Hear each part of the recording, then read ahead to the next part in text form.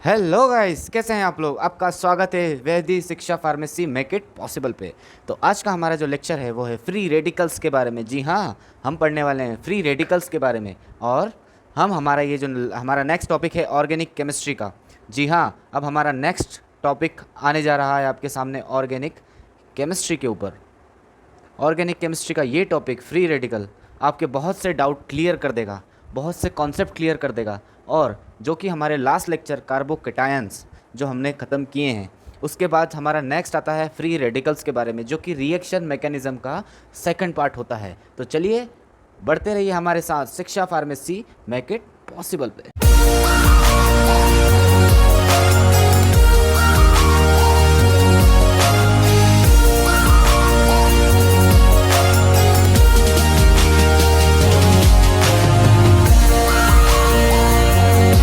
तो आज का हमारा लेक्चर शुरू होता है फ्री रेडिकल्स के साथ। तो फ्री रेडिकल्स बताने से पहले मैं थोड़ा सा आपको रिवीजन करवाना चाहूँगा हमारे लास्ट लेक्चर्स के बारे में। लास्ट लेक्चर जो कि हमने पढ़ा है कार्बोकेटायंस के बारे में, कार्बोकेटायंस के बारे में। कार्बोकेटायंस क्या होते हैं आपको पता होगा, मैंने आपको बताया था। जो कार्बोकेटायंस होते हैं, कार्बोकेटायंस जो कि जनरेट होते हैं थ्रू हिट्रोलाइटिक फ्यूजन के थ्रू। हिट्रोलाइटिक फ्यूजन के थ्रू हमारे कार्बोकेटायंस जनरेट होते हैं। और कार्बो मतलब कार्बन, केटायन मतलब पॉजिटिव चार्ज। कार्बन के ऊपर अगर कोई भी पॉजिटिव चार्ज आता है तो मतलब हम उसको किसका रूप देते हैं, कार्बोकेटायंस का। तो चलिए इसी के साथ हमारा जो नेक्स्ट टॉपिक आता है फ्री रेडिकल्स के बारे में, जो कि होता है होमोलाइटिक फ्यूजन। कार्बोकेटायन में था हिट्रोलाइटिक फ्यूजन, फ्री रेडिकल्स में है होमोलाइटिक फ्यूजन। तो देखते हैं किस तरह से होमोलाइटिक फ्यूजन आता है। बहुत ही सिंपल टॉपिक है, बहुत ही सिंपल टॉपिक है, काफ़ी क्वेश्चंस कवर किए हुए हैं। तो चलिए हमारे नेक्स्ट एग्जाम्पल के साथ देखते हैं फ्री रेडिकल्स के बारे में। तो चलिए हम अब बनाते हैं हमारा एग्जाम्पल। यहाँ पे एक कार्बन पे हमने 3 रेडिकल ग्रुप लगाए हैं और उसके साथ एक हाइड्रोजन अटैच है। ये जो ग्रुप है इसमें आपको दिख रहा है कार्बन से हाइड्रोजन अटैच है, वो भी सिंगल बॉन्ड के थ्रू। आपको मैंने लास्ट लेक्चर में बताया था जब भी कोई सिंगल बॉन्ड की बात आती है मतलब उसमें 2 इलेक्ट्रॉन्स की शेयरिंग होती है। सबसे पहले कार्बन की शेयरिंग है और दूसरा हाइड्रोजन की शेयरिंग। दोनों के शेयरिंग से इन दोनों के बीच में सिंगल बॉन्ड बनता है। इसी तरह से इनके बीच में भी सिंगल बॉन्ड जनरेट होते हैं। तो अब हम बात करते हैं हाइड्रोजन की। तो जब क्या होता है इसमें देखिए, इस बॉन्ड में जब होमोलाइटिक फ्यूजन होगा, होमोलाइटिक फ्यूजन। अब हिट्रोलाइटिक फ्यूजन कैसा था, हिट्रोलाइटिक फ्यूजन कैसा था, उसमें था जब एक कार्बन पे एक क्लोरीन लगा है, यहाँ पे भी 2 शेयरिंग इलेक्ट्रॉन है। तो जब ये क्लोरीन कार्बन का भी और अपना भी इलेक्ट्रॉन लेके चला जाता है तब कार्बन पे जनरेट होता है कार्बोकेटायन। जब कार्बन पे जनरेट होता है केटायन तो उससे हमारा क्या बनता है, इंटरमीडिएट कार्बोकेटायन। और इसी तरह से अब यहाँ पे हिट्रोलाइटिक फ्यूजन हो रहा है। हिट्रो मतलब अलग अलग, ठीक है। अब यहाँ होमोलाइटिक मतलब दोनों की शेयरिंग से। अब दोनों की शेयरिंग से हमने होमोलाइटिक फ्यूजन किया। अब मैं फ्यूजन दोनों के बारे में थोड़ा आपको बताना चाहूँगा। सपोज़ कीजिए 2 दोस्त हैं, ठीक है। एक का नाम है संता और दूसरे का नाम है बंता। तो चलिए बहुत ही काफ़ी पुराने किरदार हैं। इन किरदारों को लेके हम एक केमिस्ट्री में एक जोक देखते हैं। एक किरदार है संता का और दूसरा किरदार है बंता का। संता और बंता दोनों के बीच बहुत ही घनिष्ठ मित्रता थी। घनिष्ठ मित्रता के साथ क्या हुआ, जब बंता को पता चला कि संता के पास काफ़ी ज़्यादा क्या है, इलेक्ट्रॉन्स है, काफ़ी ज़्यादा मतलब उसके पास काफ़ी मनी है, काफ़ी पैसे हैं, रसद है। तो बंता ने क्या किया, इससे उधार ले लिया। बंता ने क्या किया कि बंता के पास थोड़े ही पैसे थे, ज़्यादा पैसे नहीं थे। इन दोनों ने डिसाइड किया कि हम अपने पैसों को मिलाकर, हम अपनी पूंजी को मिलाकर एक बिज़नेस शुरू करते हैं। बिज़नेस शुरू करते हैं। दोनों ने एक बिज़नेस शुरू किया। उस बिज़नेस में दोनों के जो मनी है वो क्या है, पार्टनरशिप में लगी है, मतलब 50-50% के शेयर से उन लोगों ने एक बिजनेस को खड़ा कर दिया, उस बिजनेस को खड़ा कर दिया। अब बीच में क्या हुआ, इसमें दोनों के 50-50% शेयर्स प्रेजेंट हैं। तो फिर बंता ने क्या किया, उस बिजनेस को आगे किसी और को बेच दिया। जब उसने किसी और को बेच दिया, मतलब उसने संता के भी 50% शेयर लेकर और खुद के भी 50% शेयर लेकर बिजनेस को अपने नाम कर लिया। मतलब संता के पास क्या हो गया, कमी हो गई इलेक्ट्रॉन्स की। तो उस पे जो चार्ज आता है वो बनता है पॉजिटिव चार्ज। उस पे जो चार्ज बनता है संता के पास वो बनता है पॉजिटिव चार्ज, और बंता के पास बनता है नेगेटिव चार्ज। मतलब इसने इसके भी रसद को और इसके भी जो मनी है उसको और इसकी भी मनी दोनों को अपने पास रख लिया। तो जो बनने वाला कंपाउंड होता है वो बनता है हिट्रोलाइटिक फ्यूजन से। हिट्रोलाइटिक फ्यूजन से मतलब दोनों में यहाँ पर 50-50% नहीं रहे। बंता ने क्या किया, अपने शेयर्स तो ठीक है, उसने संता के शेयर्स भी अपने पास रख लिए। मतलब यहाँ पे हिट्रोलाइटिक फ्यूजन हो रहा है। जबकि आप सपोज कीजिए कि उन लोगों ने बिजनेस को स्टार्ट किया 50-50 शेयर्स के साथ। अब सपोज कीजिए कि इस बिजनेस को उन लोगों ने क्या किया कि आपसी सहमति से, म्यूचुअल अंडरस्टैंडिंग से उन दोनों ने अपने अपने शेयर्स को अपने अपने पास वापस रख लिए। संता ने और बंता ने अपने अपने शेयर्स को वापस से अपने पास रख लिए। मतलब उन दोनों के बीच में एक होमोलाइटिक फ्यूजन हुआ। होमोलाइटिक फ्यूजन हुआ मतलब म्यूचुअल अंडरस्टैंडिंग से दोनों ने अपने अपने इलेक्ट्रॉन, अपने अपनी पूंजी को वापस से 50-50 करके अलग कर दिया। तो उससे क्या हुआ, दोनों के बीच में शेयर्स बढ़ गए। मतलब 50% संता का जो उसकी पूंजी थी वो उसको मिल गई और बंता की पूंजी अलग मिल गई। उसी तरह से हिट्रोलाइटिक फ्यूजन अलग होता है और होमोलाइटिक फ्यूजन अलग होता है। हिट्रोलाइटिक फ्यूजन से बनता है कार्बोकेटायन और होमोलाइटिक फ्यूजन से बनता है फ्री रेडिकल। मतलब इसके पास एक इलेक्ट्रॉन और इसके पास एक इलेक्ट्रॉन, जबकि यहाँ पर बंता के पास 2 इलेक्ट्रॉन, इसका भी एक इलेक्ट्रॉन और इसका भी एक इलेक्ट्रॉन, तो 2 इलेक्ट्रॉन आ गए और इसके पास पॉजिटिव चार्ज आता है। तो इस तरह से दोनों फ्यूजन होते हैं। आई होप आपको स्टोरी अच्छी लगी होगी। तो चलिए हम हमारे टॉपिक से आगे बढ़ते हैं। तो देखिए यहाँ पर दोनों ने फ्री म्यूचुअल अंडरस्टैंडिंग करके अपना इलेक्ट्रॉन हाइड्रोजन ने अपने पास रखा और कार्बन ने अपने पास रखा। देखिए इन एरो को क्या बोलते हैं, इन एरो को बोला जाता है हाफ फिश हुक एरो। ठीक है, फिश हुक एरो।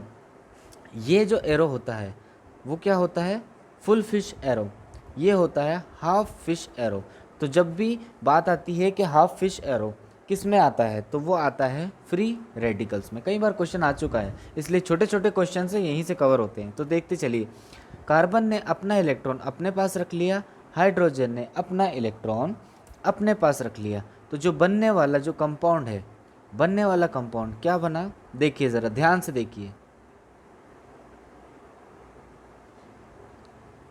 कार्बन ने अपना इलेक्ट्रॉन अपने पास रखा और हाइड्रोजन ने अपना इलेक्ट्रॉन अपने पास रखा। मतलब दोनों ने अपने अपने शेयर्स को अलग अलग कर दिए बाय म्यूचुअल अंडरस्टैंडिंग से। ठीक है, तो ये जो इलेक्ट्रॉन है, ठीक है, ये जो इलेक्ट्रॉन है, इस इलेक्ट्रॉन को, ये जो इलेक्ट्रॉन है इस इलेक्ट्रॉन को बोला जाता है, इस इलेक्ट्रॉन को क्या बोला जाता है, ऑड इलेक्ट्रॉन।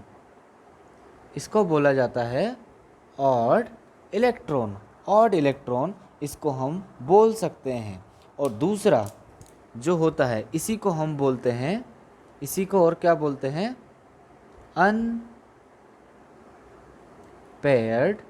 इलेक्ट्रॉन। इसी को हम बोलते हैं ऑड इलेक्ट्रॉन और अनपेयर्ड इलेक्ट्रॉन। तो ये बहुत ज़्यादा इम्पॉर्टेंट बोला जाता है कि जो फ्री रेडिकल जो होता है, मतलब ये जो फ्री रेडिकल है, ये फ्री रेडिकल को क्या बोला जाता है, तो इसको बोलते हैं अनपेयर्ड इलेक्ट्रॉन और ऑड इलेक्ट्रॉन।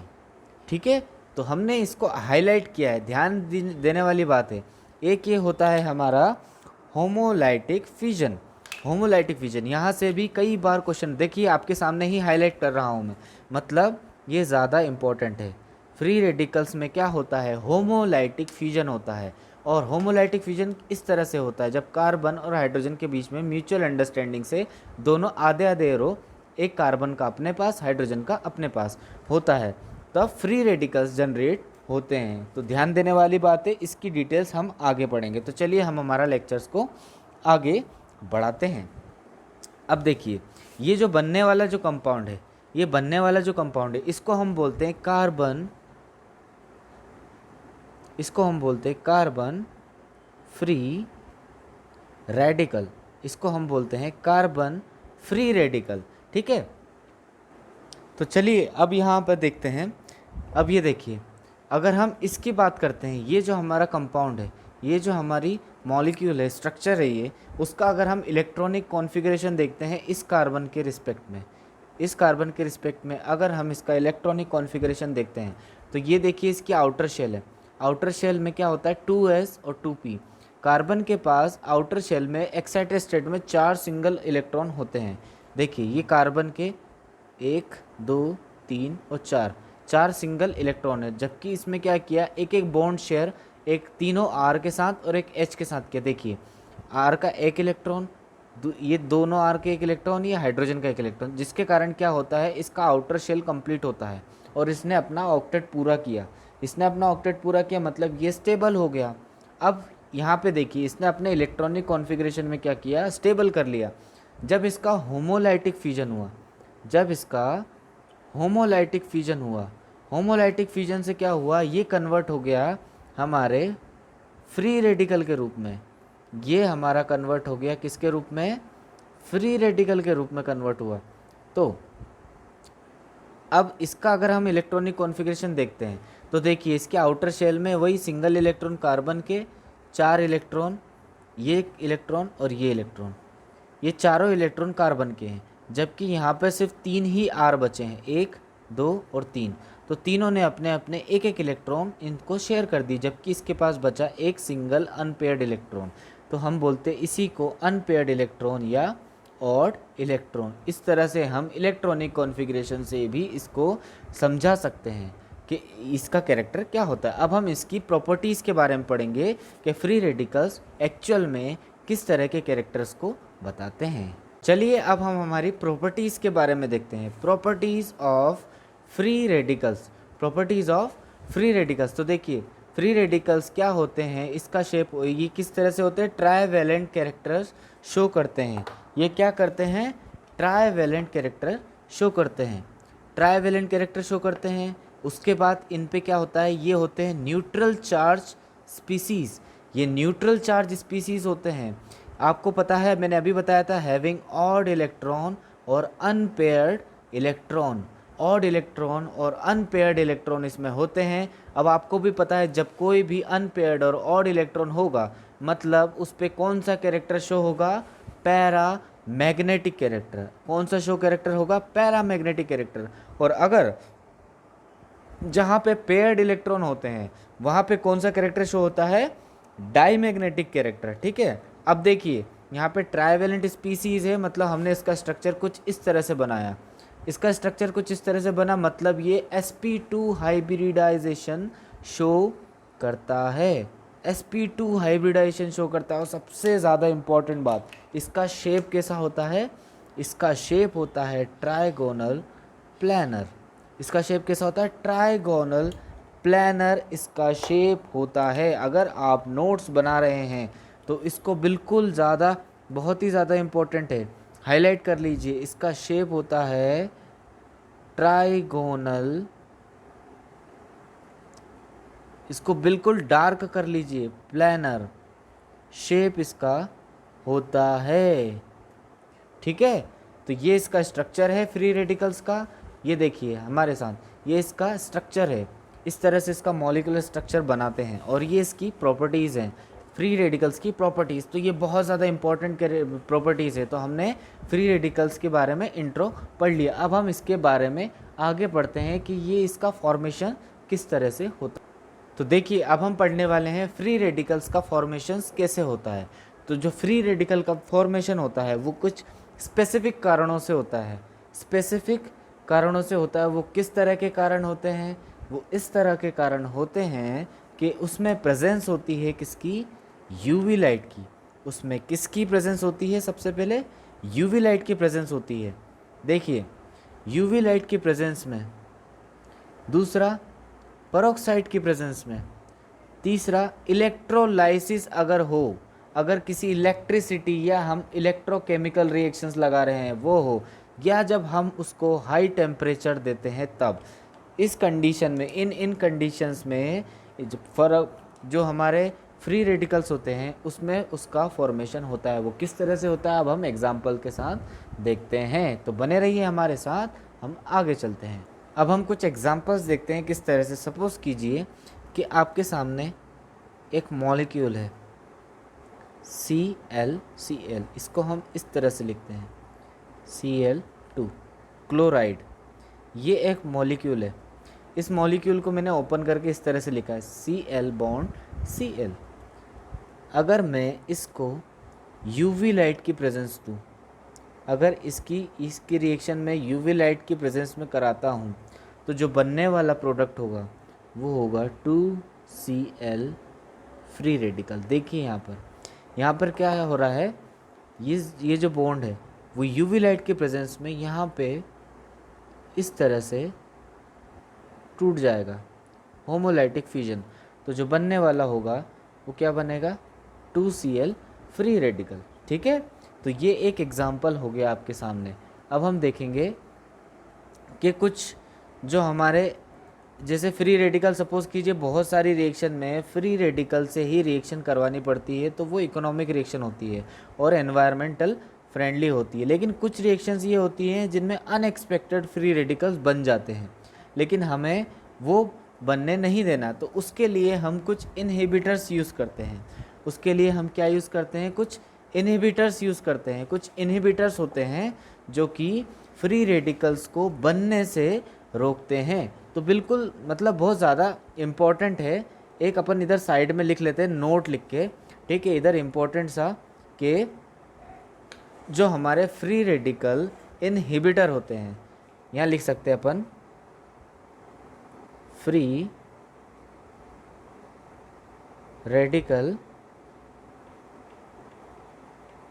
इनहिबिटर। कौन कौन से ऐसे फ्री रेडिकल इनहिबिटर होते हैं जो कि अनएक्सपेक्टेड फ्री रेडिकल को बनने से रोकते हैं? तो उसमें सबसे पहले जो होता है वो होता है आयोडीन, I2। ये बहुत अच्छा फ्री रेडिकल इनहिबिटर होता है। दूसरा जो होता है वो होता है ऑक्सीजन, जी हाँ ऑक्सीजन। फिर आता है हमारा बेंजोक्विनोन,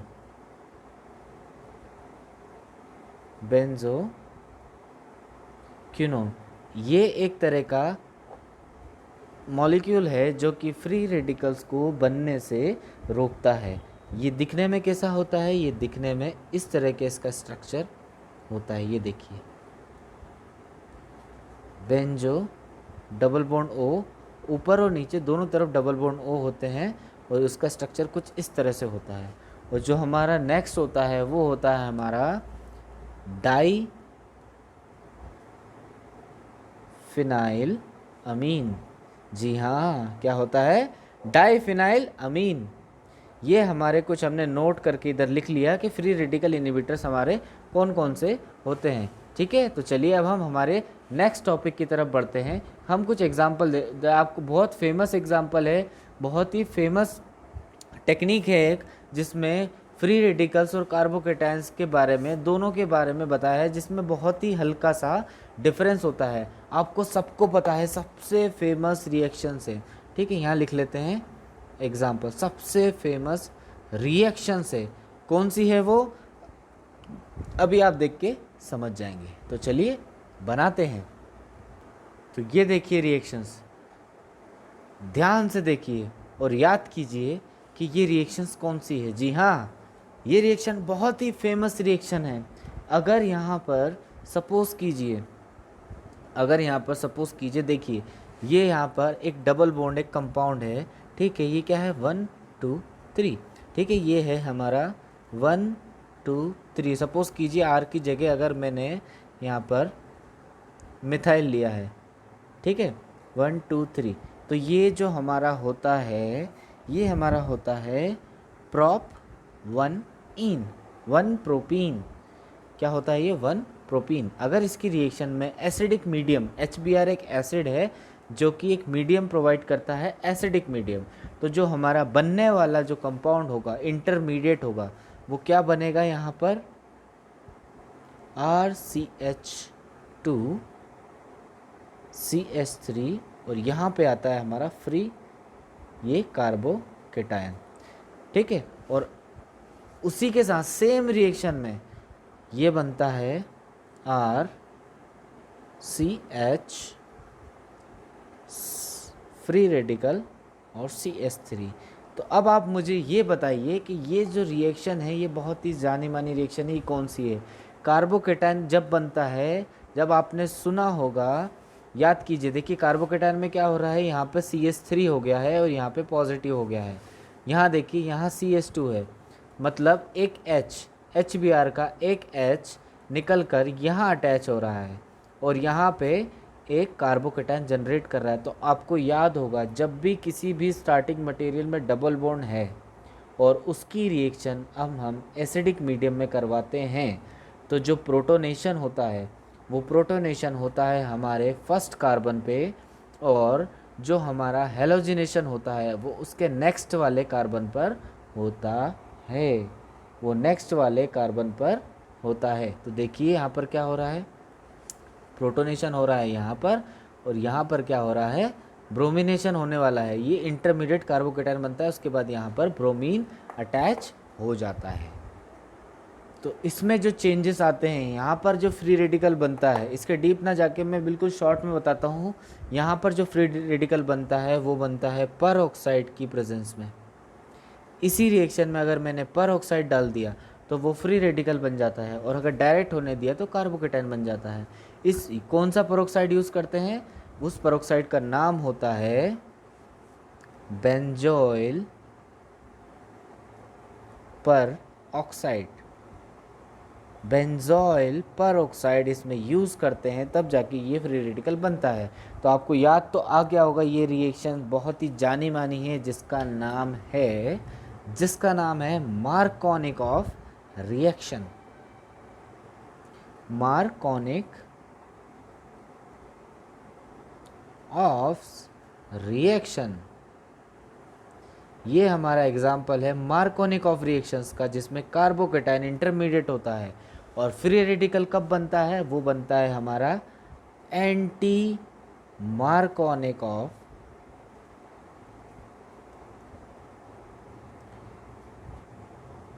रिएक्शंस।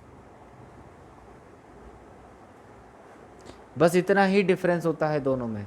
अगर मार्कोनिक ऑफ रिएक्शन में बीच में पेरोक्साइड की एंट्री हो जाती है तो वो फ्री रेडिकल बनाता है इंटरमीडिएट, तो वो हो जाती है एंटी मार्कोनिक ऑफ रिएक्शंस। तो आपको, आई होप आपको समझ में आया। आपको अगर समझ में ना आया हो तो आप कमेंट बॉक्स में हमें कमेंट कर सकते हैं। इस लेक्चर को दोबारा रिपीट भी कर सकते हैं और आने वाले नेक्स्ट लेक्चर में इसका हम रिवीजन भी कर सकते हैं। तो इसकी डिटेक्शन की मेथड क्या होती है वो देख लेते हैं। अब हम इसको देखते हैं डिटेक्शन की। तो डिटेक्शन ऑफ फ्री रेडिकल, ये बहुत ही फेमस क्वेश्चन है, आप बिल्कुल इसको मार्क कर लीजिए। बहुत ज़्यादा वेरी वेरी इंपॉर्टेंट है, 3 स्टार लगा लीजिए बिल्कुल कि ये क्वेश्चन आता ही आता है मोस्ट ऑफ द एग्ज़ाम में, कि जो फ्री रेडिकल्स बनते हैं, अब बना तो दिए फ्री रेडिकल, अब उसको भैया डिटेक्ट भी तो करना है ना। तो डिटेक्ट करने के लिए कौन सी ऐसी मेथड है जो यूज़ करते हैं, तो उसका नाम होता है, उसका नाम क्या होता है, उसका नाम होता है ESR टेक्निक। जी हाँ, इसको बोलते हैं ESR टेक्निक। ESR टेक्निक मतलब इलेक्ट्रॉन स्पिनिंग रेजोनेंस टेक्निक। ये NMR का एडवांसमेंट होता है जिसमें हम फ्री रेडिकल को डिटेक्ट करते हैं। जी हाँ, ESR टेक्निक याद कीजिए, इलेक्ट्रॉन स्पिनिंग रेजोनेंस, इससे हम डिटेक्ट करते हैं फ्री रेडिकल्स के। अब हम पढ़ते हैं स्टेबिलिटी के बारे में। तो अब हम आगे देखते हैं हमारी stability of free radical. Stability किस तरह से होती है, तो याद रखिए बहुत ज़्यादा इंपॉर्टेंट चीज़ है। मैं ज़्यादा बिल्कुल थियोरिटिकल नहीं लेके चलूँगा, मैं आपको सिर्फ शॉर्ट में बता रहा हूँ। जो फ्री रेडिकल की जो स्टेबिलिटी होती है, मतलब फ्री रेडिकल को स्टेबलाइज, फ्री रेडिकल को स्टेबलाइज कौन करते हैं? 3 तरीके से इफेक्ट होते हैं जो फ्री रेडिकल्स को स्टेबलाइज करते हैं। कौन कौन से ऐसे होते हैं? सबसे पहला होता है हमारा inductive effect. Inductive effect, inductive effect अगर ज़्यादा है तो फ्री रेडिकल की स्टेबिलिटी भी ज़्यादा होती है, मतलब इंडक्टिव इफेक्ट फ्री रेडिकल्स को स्टेबलाइज करता है। दूसरा होता है हमारा हाइपर कंजुगेशन।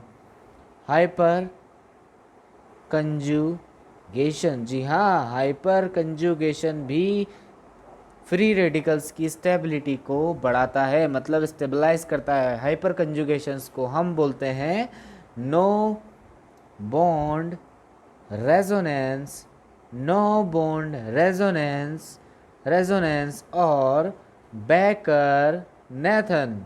इसको क्या बोलते हैं? नो बॉन्ड रेजोनेंस और बेकर नेथन भी हम इसको बोलते हैं। और जो तीसरा जो सबसे इम्पॉर्टेंट इफेक्ट है वो होता है हमारा रेजोनेंस। जी हाँ, रेजोनेंस भी फ्री रेडिकल को स्टेबलाइज करता है। तो आप इसको बहुत ही ज़्यादा इम्पॉर्टेंट बोलते हैं इसको, तो इसको बिल्कुल मार्क कर लीजिए। इंडक्टिव इफेक्ट, हाइपर कंजुगेशन और रेजोनेंस तीनों ही फ्री रेडिकल को स्टेबलाइज करते हैं, जिससे फ्री रेडिकल स्टेबलाइज होता है। तो अब हम इसका देखेंगे स्टेबिलिटी ऑर्डर। तो देखिए अब हम इसका स्टेबिलिटी ऑर्डर देखते हैं। तो सबसे ज़्यादा ऐसा कौन सा फ्री रेडिकल होता है जो स्टेबल होता है? तो देखिए हमारे साथ, अभी बनाते हैं। वो होता है हमारा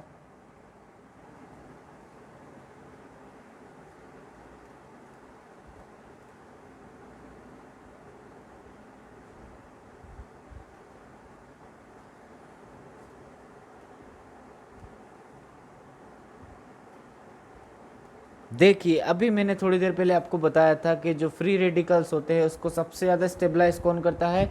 इंडक्टिव इफेक्ट, फिर हाइपर कंजुगेशन और फिर रेजोनेंस। तो देखिए यहाँ पर ये एरोमेटिक से अटैच है, तो यहाँ पर एरोमेटिक में सबसे ज़्यादा क्या होता है?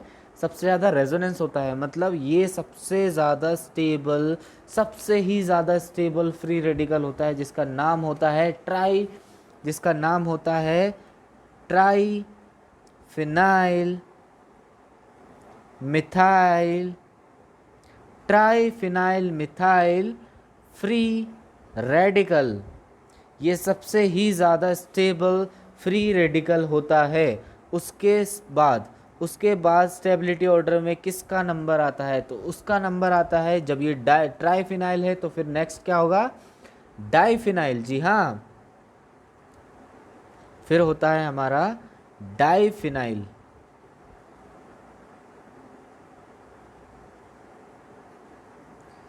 फिर डाइफिनाइल मिथाइल का ये होता है फ्री रेडिकल। फिर होता है हमारा डाइमिथाइल।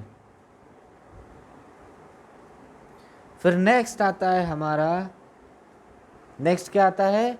Benzyl free radical. जी हाँ, अगर 2 की जगह मैंने यहाँ पर सिर्फ एक फिनाइल ग्रुप लगा दिया और दोनों तरफ हाइड्रोजन लगा दिए, तो इसको हम बहुत ही फेमस नाम होता है, इसको बोलते हैं हम बेंजाइल। बेंजीन तो ये हो गया, बेंजीन से एक कार्बन अटैच है तो उसको हम बोलते हैं बेंजाइल। ठीक है, उसको हम क्या बोलते हैं? Benzyl free radical. फिर नेक्स्ट किसका नंबर आता है? फिर नेक्स्ट हमारा नंबर आता है एलाइल फ्री रेडिकल का। जी हाँ, एलाइल फ्री रेडिकल। उसके बाद फिर आता है हमारा टर्शरी फ्री रेडिकल। फिर आता है हमारा टर्शरी फ्री रेडिकल। फिर आते हैं हमारे सेकेंडरी फ्री रेडिकल। फिर आता है हमारा प्राइमरी फ्री रेडिकल और फिर आता है हमारा मिथाइल। फिर आता है हमारा मिथाइल फ्री रेडिकल। तो ये एक ऑर्डर है। सबसे ज़्यादा स्टेबल होता है ट्राइफिनाइल मिथाइल फ्री रेडिकल और सबसे कम स्टेबल होता है मिथाइल फ्री रेडिकल। तो ये हमारा स्टेबिलिटी ऑर्डर हमने पढ़ लिया। तो ये अब आज हमारा फ्री रेडिकल कंप्लीट होता है। तो अब हम हमारे नेक्स्ट लेक्चर में ये हमारा फ्री रेडिकल लेक्चर ख़त्म होता है। अब हम पढ़ेंगे, हम मिलते हैं आपसे नेक्स्ट लेक्चर में, जो कि अब हम पढ़ने वाले हैं कार्बो एनायंस के बारे में। तो जिनको भी ये वीडियो अच्छा लगा हो या समझ में आया हो, जिनको नहीं भी आया हो, तो हमें कमेंट बॉक्स में कमेंट ज़रूर करिए। आपका सपोर्ट ही हमारे लिए सबसे बड़ी हेल्प है और सबसे बड़ा सपोर्ट आपका ही है, और आपके लिए ही हम ये लेक्चर प्रोवाइड कर रहे हैं ऑनलाइन। तो बने रहिए हमारे साथ शिक्षा फार्मेसी मेक इट पॉसिबल पे, और बनाते रहिए अपने सपनों को और अपने टॉपिक्स को मेक इट पॉसिबल, और पढ़ते रहिए हमारे साथ ऑर्गेनिक केमिस्ट्री और फार्मा के बाकी टॉपिक्स। तो मिलते हैं आपसे नेक्स्ट वीडियो में। तो घर पे रहिए, ध्यान रखिए अपना।